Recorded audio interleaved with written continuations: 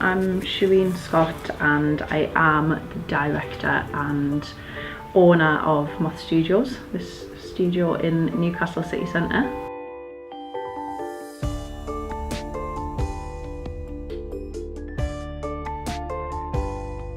Just a massive interest in natural history and preservation and anatomy. I've got a fascination with anatomy, whether it be human or animal.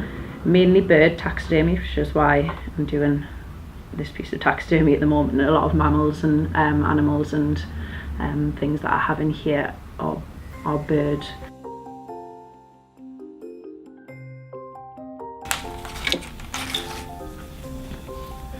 So this has all been shampooed and everything this morning.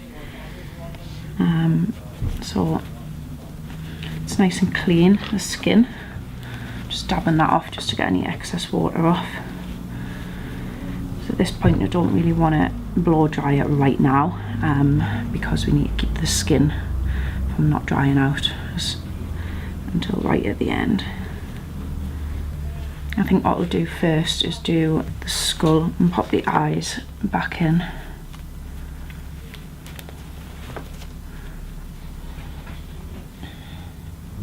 With taxidermy as well, you don't need to unravel everything. If you can, keep that skin, because it's so thin, the bird skin. If I hold that up, you can see straight through it, which means it's that paper thin. It's gonna dry quite quickly. Let's try those eye sockets and things as well.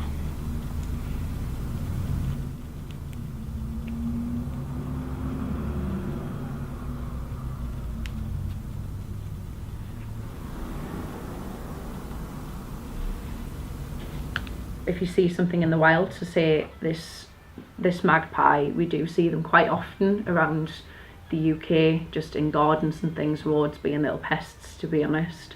But who knows, in 30, 50, 100, 200 years time, magpies, for whatever reason, they could be extinct and we might not know what they look like. Obviously we won't be around then in 200 years, but it would be quite nice to know that people actually, once it was preserved, that people knew that this creature existed. And obviously that's how I kind of first got into taxidermy as well, because it was the whole preservation and again the natural history side of it, just so you know exactly what's going on and what has been going on.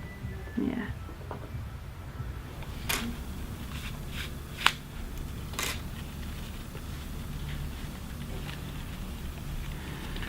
So what happens here is I've obviously made this mannequin body, which is all the measurements and everything, which I've double checked again. You've got the shoulder blades depth, the width between the two shoulder blades, which obviously I've made these little markers as well where the armature is going to go, the wires. Different parts obviously of the body as well, different angles, so that's that view. And you've got a view here as well, because you need to be able to obviously have different, it's going to be larger at different sections where the hips are and where the shoulder blades are as well, compared to where the little waist is.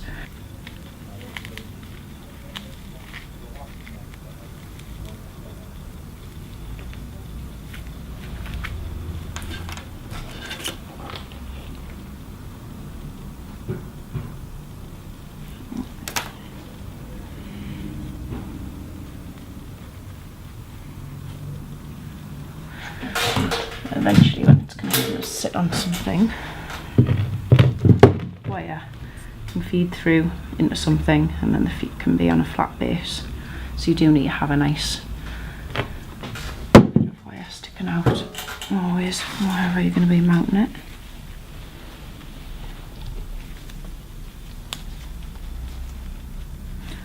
Push that a little bit further. It's always better to have too much than it is not enough wire.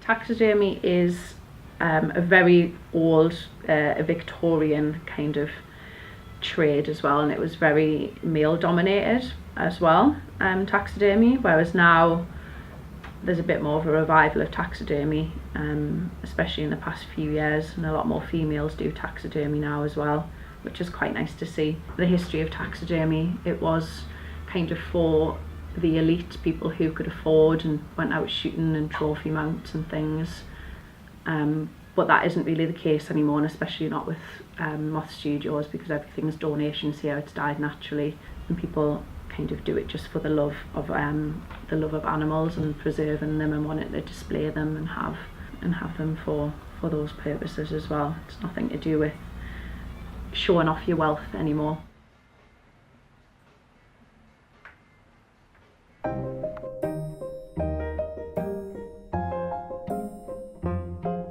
Sometimes I have had a few people that have came on classes that have either been bought it for a birthday gift, so they don't actually know what they're about to get into and what they're about to do that day. Some people who kind of just want to overcome their fears, and if they've got, whether they can actually do it or not. Used with entomology to rehydrate things as alcohol. I use gin, just kind of your standard weak alcohol. I say weak. Weaker than pure ethanol. You're all welcome to start with your ones. I've wrote the Latin names as well on them if you want to have a look. Shaky bottles of wine, catching up with us. Oh no. I've never stopped all day. Now I sat down, I'm like, You've been at work all day then? no, I've been at a funeral. Oh God, have you? Oh, sorry. No, it's good. Which is good because I was coming here, everyone's like, oh, have a drink. Yeah, I was like, yeah. No, I can't, I'm busy, and I'm going, and they're like, you doing what? Not expected of me really, but they're cute. I know the little antennae are beautiful. They are, aren't they? Yeah. Just in between the wings. Come on. Ooh, it's nice.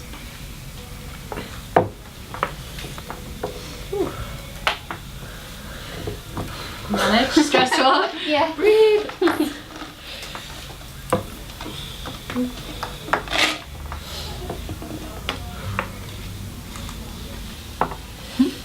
I'm happy to give this as a birthday present. Yay! That's the plan. Oh, is that what you're It's my doing? friend's 30th. Coming up, and she loves nuts. Yeah. And she doesn't want presents. Yeah. Like, I always make stuff for people now. so It's I just kind of thought like, it's like, I thought, give it a go. I thought it might go well, it might not, but Yeah. I'm sure she'll appreciate it. she will. Thanks. Hey. Oh, it's really cute. They look like little horns. Doesn't it? It does, doesn't it? Yeah. Oh, thank you. I love them. That's the thing, when you work like for yourself, though, it's kind of like, but I need to make things for other people to make money. Yeah. But then everything I make, I want to keep. Oh God, no, I'd be like that. Everything that someone gives to us, I like donate. I'm like, oh, that would look lovely in my living room.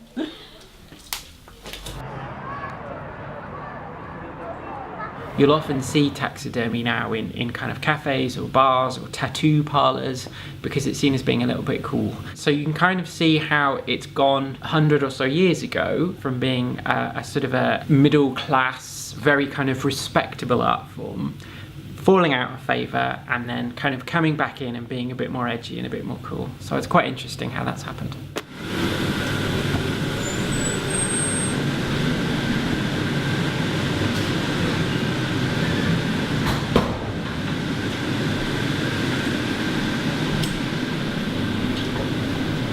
So, just to give you a bit of context, this is the biology store. So it's one of the largest stores, or the largest store that we have over here at the Great North Museum Resource Centre. So these are some examples of Victorian taxidermy. You know, Some better than others. yeah, definitely. So you can see there is a platypus, and there's two different examples there. I would say they're probably very similar in terms of age. There wouldn't be a far cry between them. Yeah. but you can see the one on the right is in much better condition than the one on the left. I mean, taxidermy, obviously, it's an organic material. It's fur, it's feathers, it's skin, so you need to look after it if you want it to last. And you know, we can see that this example is bleached. The fur starting to degrade kind of implies that it wasn't kept in ideal conditions. But it just goes to show that if you do look after it, it can look great, you know, even after decades, even after hundreds of years. So modern taxidermy differs very much from Victorian taxidermy in mainly the way in which it's sourced. So Victorian taxidermy had sort of slightly more grislier means of acquisition. So typically the animals were hunted and killed to be stuffed, really, mounted on walls or stuffed to order for museums.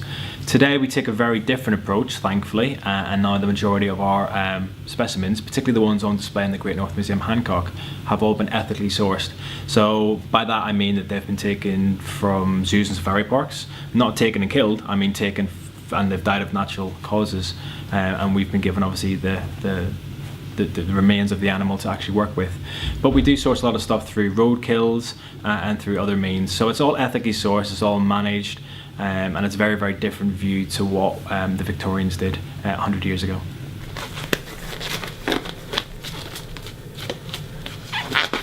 So this piece of taxidermy is very significant for many different reasons. I'm going to have to be very careful with this now.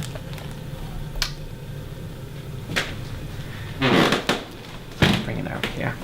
What you're looking at is a bird called a great auk. And the great auk is important for a number of different reasons. Firstly, it's the only flightless seabird in the Northern Hemisphere. So you can probably see from its small wings that it wouldn't have been able to fly. It was an expert swimmer, and in fact it is the original penguin. So when sailors who were familiar with this bird from Europe and North America first travelled south of the equator and saw what we now call penguins, they named them penguins after this bird, which was the one that they knew. Now you may wonder why you haven't seen one, and that's because they are extinct. They went extinct, we think, sometime in the middle of the 19th century, so the 1850s, 1860s. That was mainly because they were overexploited, so they were killed for their meat and feathers, particularly in North America. It's this unique record, it's this unique link with the past that really brings home to us the fact that extinction is forever, essentially. You'll never see one of these again. And I think there's something quite poignant about the idea of a preserved example of an animal that no longer exists. We have the slender-billed curlew, which again, just to the right of the auk there, is extinct. And then further back we have a bird from New Zealand, which, because of my dodgy Northern Irish accent, I can never pronounce. But it's well, I can't speak. Huya, is that right then? Something like that. It's a Maori word, so you'd have to ask a Maori. So we do have a small, but still very significant collection of extinct animals, namely birds, in our collection.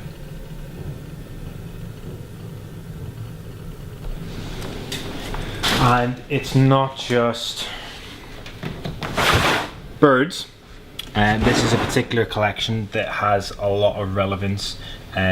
We do have a small collection of mammals, and this one in particular is the red squirrel. And as you're probably aware, Kiel de Forest, which is not too far away, is a real stronghold for the red squirrel. So we do get a lot of research around this particular collection.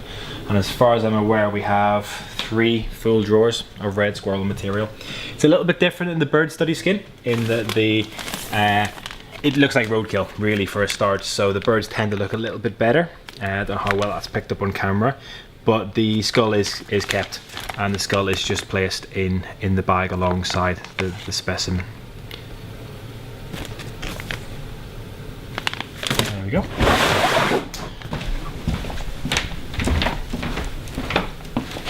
See, sadly, a lot of this stuff is currently wrapped because we are kind of going through a period of conservation where the stuff has been taken off display, wrapped and sealed in polythene, put through a freezer for a couple of days, and then it's been put back into the store, but it's yet to be unwrapped. And that is a process that we're currently working our way through. But as you do follow me through, you probably can see at least the outline of some things through the polythene, and then obviously there are some things that are quite clearly still going through that process. And then a not so skillful, I don't know how well the camera will pick it up, but a not so skillfully preserved lion at the very, very back. I think that one was by a local taxidermist based in South Shields. It's not very recent, but it's not incredibly old either, but you can see that there is a somewhat whimsical look on the lioness's face, which makes it look a little less than realistic. I'm trying to think of the best bay to open. Probably one of these bays will have a lot of unwrapped stuff. You've been up that one already. Yeah, this one's quite nice.